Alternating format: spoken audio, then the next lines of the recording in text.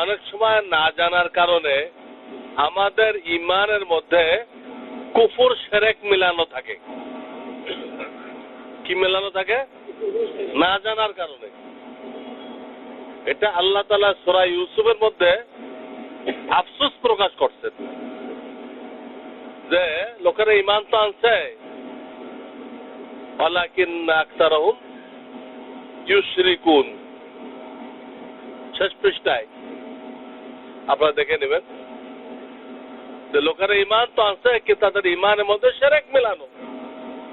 কি মিলানো? এই যে মাজারে মান্নত মানে, পীরের পায়ে সিজদা করে, মাজারে গাড়ি থামায় পয়সা দেয়, মাজারে কিছু সন্তান চায়, এগুলো করে না? এগুলো করলে ইমানের মধ্যে শিরক মিলানো আছে। আমাদের নবীজি সাল্লাল্লাহু আলাইহি সাল্লামকে গায়েব জাননেওয়ালা মনে করে, গায়েব জাননেওয়ালা মনে করে, হাজির নাজির মনে করে, তুই সব জায়গায় হাজির। অথচ গায়েব জানা হাজির নাজির কার সিফাত? একমাত্র আল্লাহর। আল্লাহর কোন সিফাত বান্দার জন্য সাব্যস্ত করলে শিরক হয়ে যায়। এইভাবে বিভিন্ন দিক দিয়ে আমাদের অনেকের ইমানের মধ্যে শিরক মেলানো থাকতে পারে।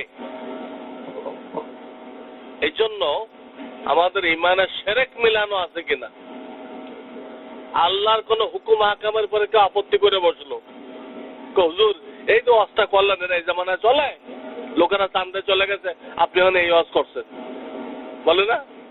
কোরআন হাদিস বলতেছে, আর উনি কোথায় লোকেরা চাঁদে চলে গেছে, আপনি এখন টাইম শিখাইতেছেন।